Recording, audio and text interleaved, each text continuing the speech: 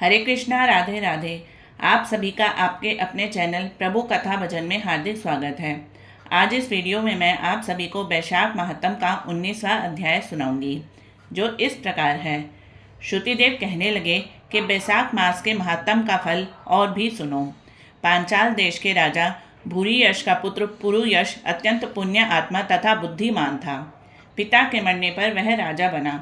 वह धर्मपूर्वक पृथ्वी का राज्य करता था, परंतु पूर्व जन्म में उसने जल का दान नहीं किया था। इसी कारण उसकी सब संपत्ति नष्ट हो गई।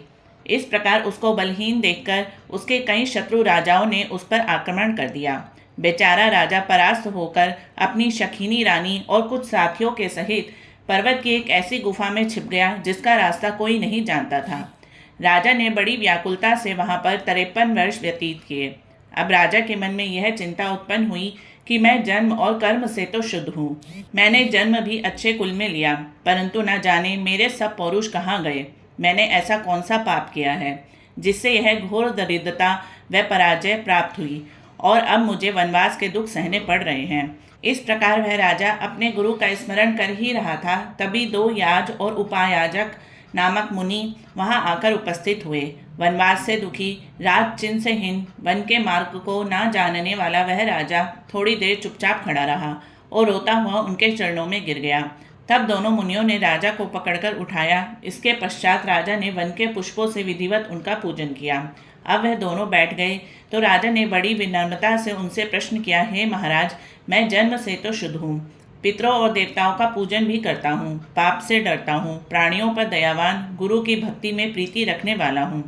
फिर क्या कारण है कि मैं ऐसा दरिद्र हो गया हूँ? मेरा सब राज्य कोष नष्ट हो गया है, शत्रुओं ने मुझको जीत लिया है, वन का वासी बन अकेला क्यों रह गया हूँ? मेरे पुत्र पौत्र भाई बंधु कोई नहीं रहा। मैं निष्पाप होकर राज्य कर रहा था, फिर भी मेरे राज्य में अकाल क्यों पड़ गया? इसका कारण आप विस्तार पूर्वक मुझे समझाइए। राजा के ऐसे वचन सुन थोड़ी देर सोचकर वह दोनों मुनि याज और उपायाजक कहने लगे कि हे राजन, तू अपने दुख का कारण सुन। पहले 10 जन्मों में तू अत्यंत घोर पापी व्याघ्र रहा है। 10वें जन्म में भी तू बड़ा कठोर हृदय वाला और प्राणियों का व्रत करने में यमराज के तुल्य था। जब 10वें जन्म में गौड़ देश में था और अपने घोर और बुरे कर्मों में लगा हुआ था और यात्रियों को निर्दयता से कष्ट दिया करता था, तो उसी समय धूप से व्याकुल 2 बड़े धनवान वैश्य और वेद वेदांगों को जानने वाले कर्षण नाम के मुनि वहां पर आए। इनको आता देखकर तू धनुष बाण लेकर उनके रास्ता रोककर खड़ा हो गया। फिर उनमें से एक वैश्य को मारकर तूने सब धन छीन लिया। जब तू दूसरे को मारने लगा तो वह समस्त द्रव्य वही घास में फेंककर डर के मारे भाग गया। तब कर्षण मुनि भय से व्याकुल होकर मूर्छा खाकर पृथ्वी पर गिर पड़े और तुमने ऋषि से पूछा कि वैश्य ने धन कहाँ छिपाया है। फिर तुमने एक गड्ढे के पानी से उनके हाथ मुंह धोए और उनको मूर्छा ना आ जाए इस कारण उन पर पंखे से हवा करने लगे और मुनि से कहा, जब तक इस वन में मैं सशस्त्र हूँ तब तक तुमको किसी बात का भय नहीं है। निर्धन मनुष्य सदा सुखी रहते हैं तथा तुम्हारे फटे वस्त्र और टूटे बर्तनों को लेकर भी मैं क्या करूँगा?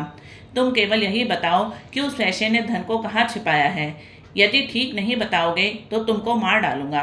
कर्षण बोले कि वैश्य धन को इसी घास फूस में फेंककर और स्वयं इधर भाग गया है।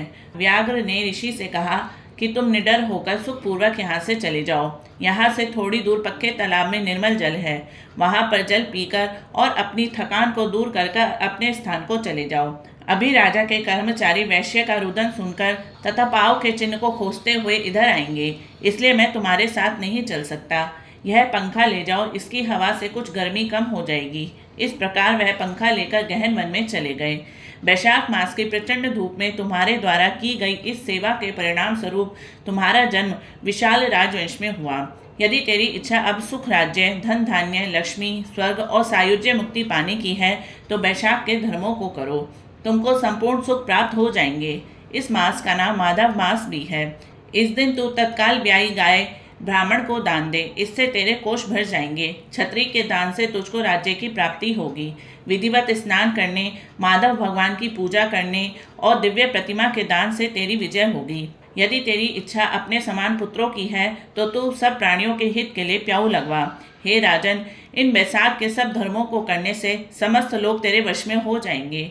इतना कह दोनों कुल पुरोहित, याज और उपयाजक अपने अपने घर को चले गए। तब महापराक्रमी राजा कुलपुरोहित के कथनानुसार बैसाख के धर्म और भगवान की पूजा करने लगा, जिसके प्रभाव से राजा ने अपनी बची हुई सेना को लेकर पांचाल नगरी में प्रवेश किया। इस प्रकार राजा पुरुयश ने अपना खोया हुआ सारा राज्य पुनः प्राप्त कर लिया। इति श्री वैशाख महात्म 19वां अध्याय समाप्तम।